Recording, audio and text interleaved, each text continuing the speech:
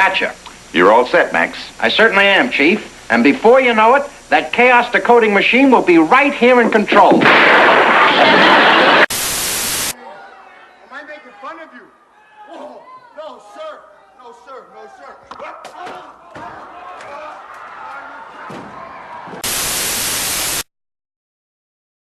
You're watching WMEC 19, New York. Coming up next on WMEC 19, it's everyone's favorite show. That's my favorite show. Followed by an hour of laughs with back-to-back episodes of My Lab Partner the Stripper. And then stay tuned for Chills and Thrills for our Friday night feature, Mummy in America 2, Mummy Goes to College. WMEC, television as you've never seen it before.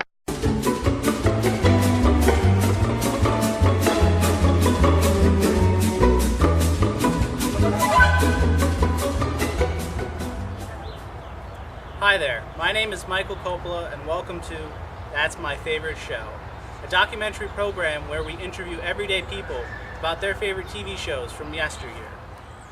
My guest on the program this week is Miss Rosemary Consolo. She's going to tell us about some of her favorite TV shows in the 1960s.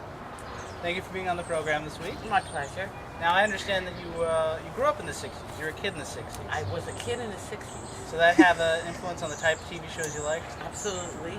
Absolutely, and comedy is what I watched a lot of, and there were tons of them. Can you name some of them? Sure, I Dream of Jeannie was one of my favorites. Flying Nun, The Munsters, Addison Car 54, Where Are You? That's a great one, and the two actors, Fred Gwynne and Al Lewis. Yeah, and the other, my Mother in the Car, with Jerry Van Dyke.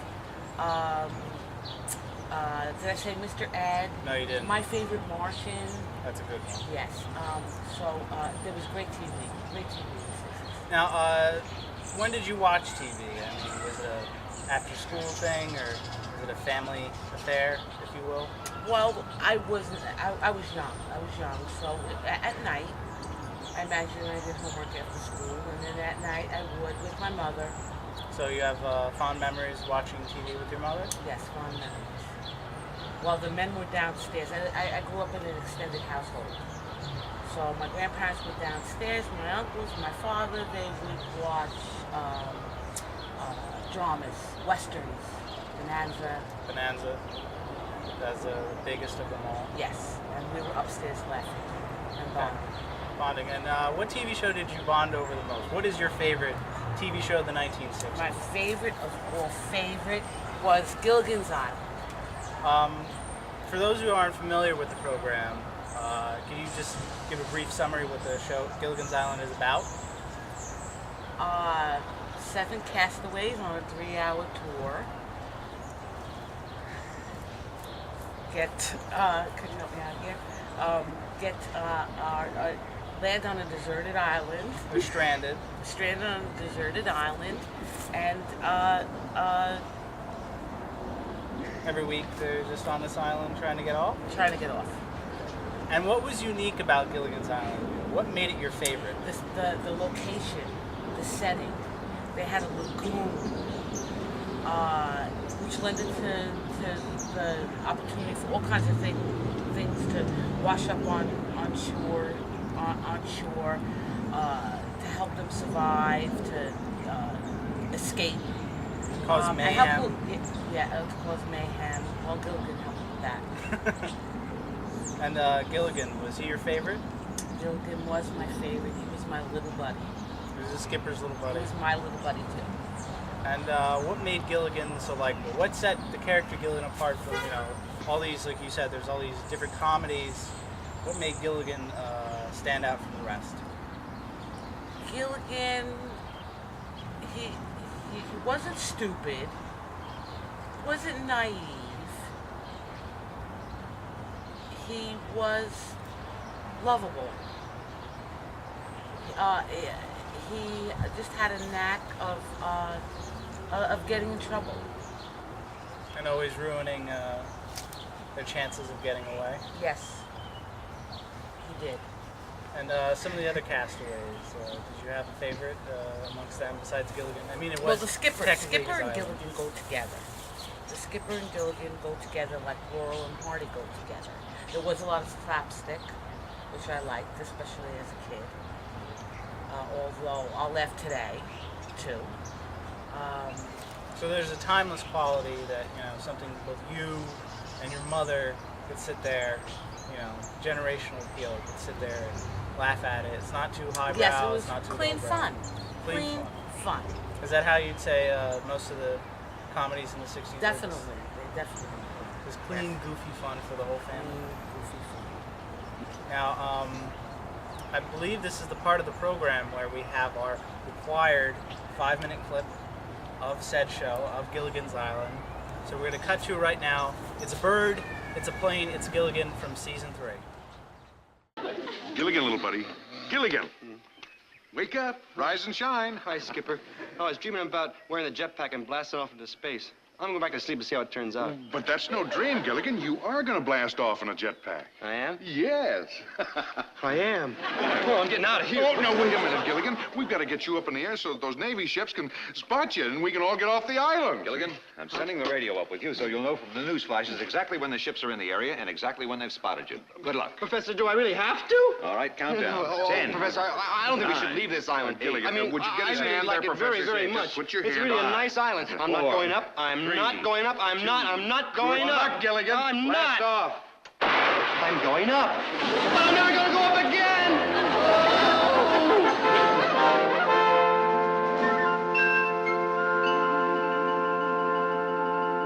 Well, do you see him, Professor?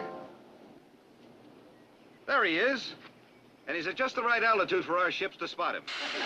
It's not so bad up here. In fact, it's kind of fun. I'm a bird. I'm a plane. I'm Super Gilligan. That's the only way to fly. Won't it be wonderful when those sailors pick us up, Ginger? Won't be the first time it's happened to me, Marianne. It shouldn't be too long now. Better keep my ears open for the news. Yeah. Better keep my eyes open, too. We interrupt this program to bring you a bulletin from the Pacific, where Navy ships are searching for a lost experimental jetpack.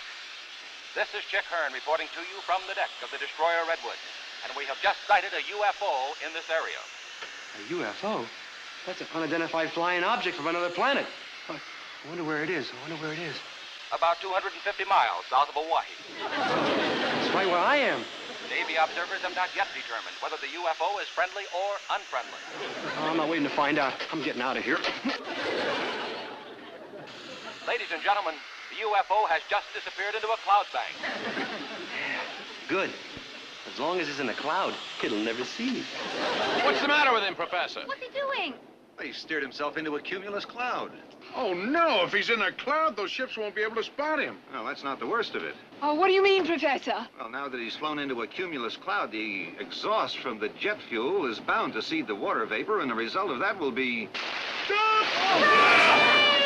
Yeah, that's a reasonably accurate guess,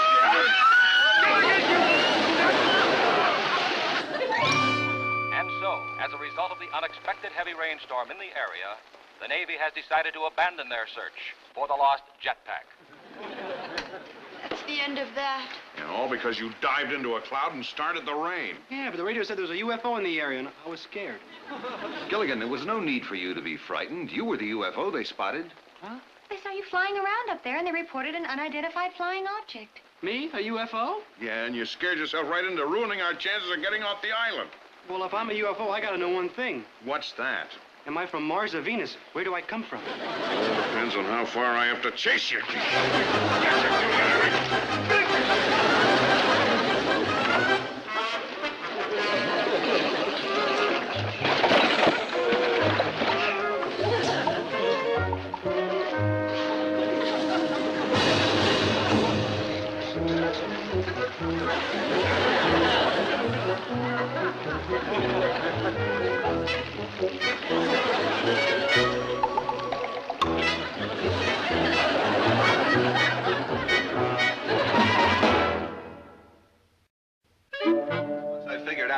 synthesize the jet fuel, it was a simple matter to make enough for 2 trips to Hawaii. Oh, boy, Professor, how soon are we going to try it? Well, I've already filled the fuel tanks on the jetpack, so once we build a new dummy, we could... What's the matter? The jetpack is gone. Professor! Oh, Skipper, come quick. What's the matter? No, it's Gilligan. He's put the jetpack on. He's going to launch himself to Hawaii. Oh, no! Oh, he thinks it's his fault we weren't rescued the last time. Well, let's go. Wait! Don't worry, Professor. I haven't forgotten one thing you told me about that jetpack. Not one single solitary thing.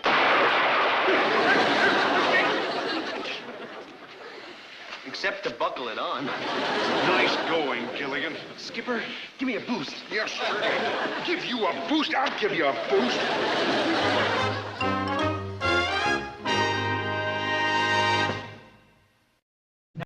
That's funny. That's funny. Oh. I added her on Facebook. She denied me. Well, that was a great clip. It was great clip. I remember actually watching that clip, eating dinner on a dinner tray. I had a steel dinner tray. And my mom would bring it to me, and I'd watch it, Gilligan. So you watch every Saturday night, you know, you'd watch them on their desert island. Yes, on their desert island that even then as a kid, I longed to be on that desert island, and I still do today. So again, it has this kind of timeless quality. Yeah, for different reasons, but I wish for that desert island a lot. Well, I see that our tiki torches are out. I think we've been talking long enough. I think it's the end of our program. So I thank you. Thank you for giving me this chance to revisit my childhood. Well, that's what That's My Favorite Show is all about. You know, we get the chance to interview people and get their firsthand accounts, get their memories of what television and what culture was like. I also thank you at home, the viewers, for tuning in. And be sure to tune in next week as we interview Mr. Tracy Beavers about his memories of Freddy's Nightmares, the Nightmare on Elm Street TV series from the 1980s. So until next time.